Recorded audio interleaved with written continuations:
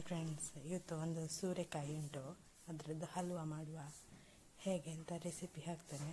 ನೀವು ಟ್ರೈ ಮಾಡಿ ಫ್ರೆಂಡ್ಸ್. ಇಷ್ಟು ಉದ್ದ ಸೂರೆಕಾಯಿ ಉಂಟು, ಇದನ್ನೀಗ ಅರ್ಧ ಮಾಡ್ತೇನೆ, ಅರ್ಧ ಪದಾರ್ಥ ಮಾಡಲಿಕ್ಕೆ ಇಡ್ತೇನೆ. ಇದನ್ನು ಇದರ ಸಿಪ್ಪೆ ತೆಗಿತಾ ಇದ್ದೇನೆ. ತೆಗೆದು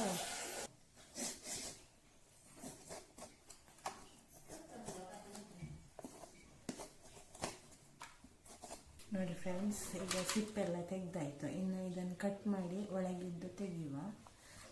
ಪೀಸ್ ಮಾಡ್ತೇನೆ. ಇದನ್ನು ಹೀಗೆ ತುರಿಲಿಕ್ಕೆ ಕಷ್ಟ, ದೊಡ್ಡದುಂಟಲ್ಲ.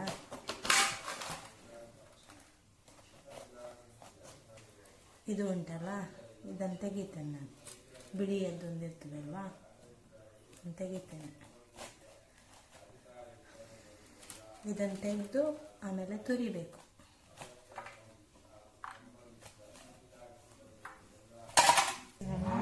ಸಿಪ್ಪೆಲ್ಲ ತೆಗೆದು ಕಟ್ ಮಾಡಿ ಬೀಜ ಎಲ್ಲ ತೆಗೆದು ತುರಿತಾ ಇದ್ದೇನೆ.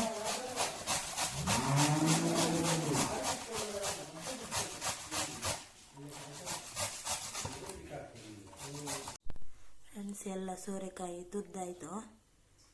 ಇನ್ನು ಹಲ್ವಾ ಮಾಡುವ. ಈಗ ನಾನೊಂದು ಬಾಣಲೆ ಇಟ್ಟಿದ್ದೇನೆ ಗ್ಯಾಸಲ್ಲಿ, ಹಾಗೆ ಬೆಂಕಿ ಕೊಟ್ಟಿದ್ದೇನೆ. ಇದಕ್ಕೆ ಬಾಣಲೆಗೇನು 1 ಸ್ಪೂನ್ ತುಪ್ಪ ಹಾಕುವ. 2 ಸ್ಪೂನ್ ಹಾಕುವ, 1 ಸ್ಪೂನ್ ಅಲ್ಲ, 2 ಸ್ಪೂನು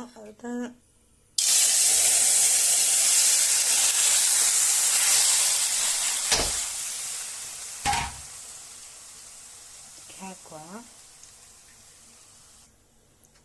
ಇದನ್ನು ಚೆನ್ನಾಗಿ ಸ್ವಲ್ಪ ಮಗುಚುವ.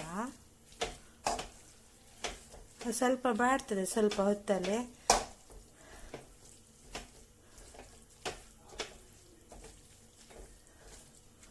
ಇನ್ನು ಸ್ವಲ್ಪ ಹೊತ್ತಾಗಲಿ, ಮುಚ್ಚಳ ಮುಚ್ಚಿಡುವ. ಸ್ವಲ್ಪ ಬಾಡಲಿ.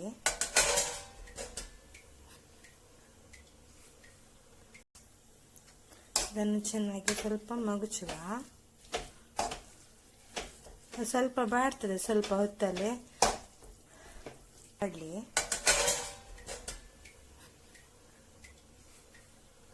ನೋಡಿ ಫ್ರೆಂಡ್ಸ್, ಪಾವು ಮತ್ತು 1/4 ಕಪ್ ಸಕ್ಕರೆ ತಗೊಂಡಿದ್ದೇನೆ ಅದಕ್ಕೆ ಹಾಕಲಿಕ್ಕೆ, ಸೋರೆಕಾಯಿಗೆ. ನೀವು ಸಿಹಿ ಜಾಸ್ತಿ ಬೇಕು ಅಂದರೆ ಇಷ್ಟು ಹಾಕಿಕೊಳ್ಬೋದು. ಕಮ್ಮಿ ಬೇಕು ಅಂದರೆ ಇನ್ನು ಸ್ವಲ್ಪ 1 ಪಾವೆಲ್ಲ ಹಾಕಿದರೆ ಆಗ್ತದೆ. ಗೊತ್ತಾಯಿತು. ಇದರ ಮುಚ್ಚಳ ತೆಗೆಯುವ.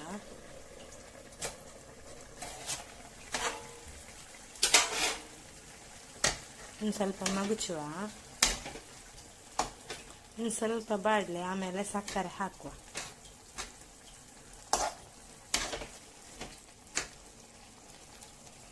ನೋಡಿ ಫ್ರೆಂಡ್ಸ್, ಇದೀಗ ಸಾಕು. ಇದಕ್ಕೆ ಇನ್ನು ಸಕ್ಕರೆ ಹಾಕುವ.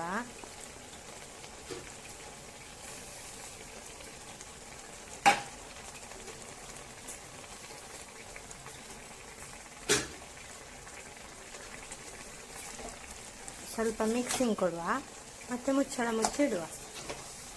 ಸಕ್ಕರೆ ಹಾಕಿದ್ದಕ್ಕೆ ಸ್ವಲ್ಪ ಮಿಕ್ಸ್ ಮಾಡಿ.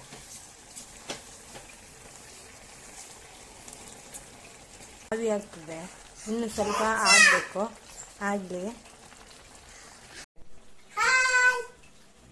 ಅವನಿಗೆ ಬೀಜ ಮತ್ತು ಬಿಸ್ಕೆಟ್ 2 ಕೊಟ್ಟಿದ್ದೇನೆ. ಹಾಲು ಮತ್ತು ಬಿಸ್ಕೆಟ್, ಆಮೇಲೆ 2 ಬೀಜ. ಯಾವಾಗಲೂ ಇಲ್ಲ, ಒಂದೊಂದ್ಸರಿ ಅಪರೂಪಕ್ಕೆ.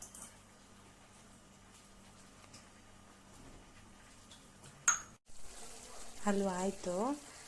ಹೀಗೆ ನೀವು ಟ್ರೈ ಮಾಡಿ, ಹೇಗಾಯಿತು ಅಂತ ಕಮೆಂಟ್ ಬಾಕ್ಸಲ್ಲಿ ತಿಳಿಸಿ. ನಾನು ಇದು ಬೀಜ ಮತ್ತು ದ್ರಾಕ್ಷಿ ಇರಲಿಲ್ಲ, ಹಾಗೆ ಹಾಕಲಿಲ್ಲ. ನೀವು ಇದ್ದರೆ ಹಾಕ್ಬೋದು.